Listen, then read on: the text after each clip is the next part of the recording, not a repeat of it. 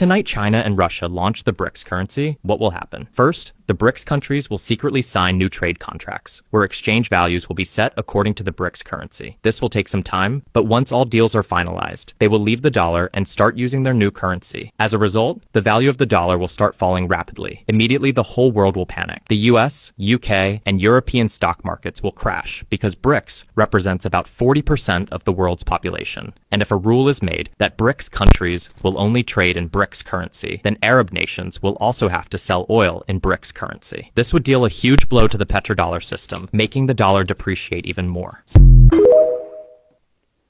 Shalom, ya Immediately, the whole world will. Salakia. First and foremost, I'd like to give all glory, honor, and infinite praises to Yahweh, Bahashem, Yahweh Shai, Bahashem Rakach. Double honors above the elders and the apostles at Great Millstone that taught me this truth. Peace and salutations to all you hopeful elect Akim out there laboring that are pushing this word in truth and in sincerity. This is your brother Mar from the GMS Boise, Idaho camp, and I'm just coming to bring this lesson to revisit the BRICS topic.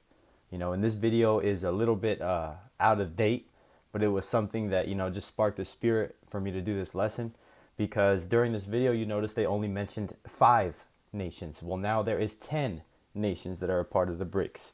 And what he said in this video is a hypothetical scenario if the BRICS nations decided to completely finalize their trade agreements and completely not use the US dollar, which it is an actual rule in the BRICS nations that debts within the BRICS nations that are inside the BRICS nations that are already members are only going to settle their debts outside of the US currency. So this may seem like a good thing to have a hegemony, but this is just what do you call controlled opposition? That's what I'm looking for, controlled opposition, because Esau Edom right now is just creating another boogeyman. The elites of society aren't going to just let another currency rise up out of the blue. Don't get it misconstrued. This is a orchestrated, planned collapse, because this is just one of many avenues that Esau Edom is using to collapse the society that we know, because he needs chaos to come. He needs the whole world order that is in place right now to be collapsed so that he can bring in his charagma.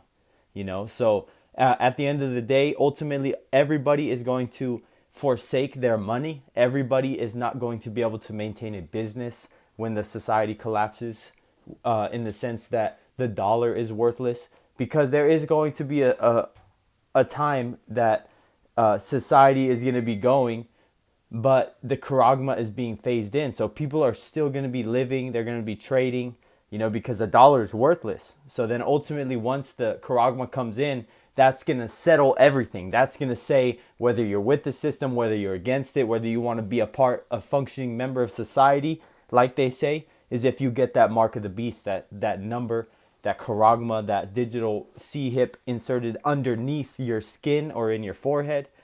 So this is just one of many things that Esau is using to bring that chaos, because like the elites have as one of their main saying is order out of chaos. Order out of chaos, I believe it is. And then so, on the back of the dollar bill, they have Novus Ordem Seclorum, which means New World Order. So understand that they have these plans way back when. Esau Edom has had his plans on how he's going to bring in the Third World War. Like the brothers, we talked a little bit about Albert Pike, the 33-degree Mason, that has talked about the Third World War is going to be fought between the Zionists and the Muslim world. So just going to show you that the power structures that are going to appear like they're fighting against each other, but they are only going a part of prophecy. So with that being said, and understanding that these countries eventually will be partnered against Babylon, ultimately we understand that they're going to mourn because they